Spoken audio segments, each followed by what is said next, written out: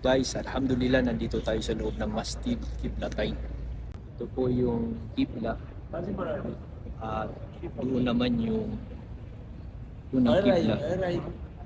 So dito nangyari yung pagharap ng Qibla natin sa Masjidul Haram sa Makkah mula sa Jerusalem. Guys, dito nangyari ang sinabi ng Allah, "Qad nara taqalluba wajhika fis sama." Tunay na nakita namin ang pagbaling ng iyong paningin sa kalangitan. Kaya naman igagabay namin sa iyo ang pagharap ng kibla sa Makkah. Yan ang sinabi ng Allah.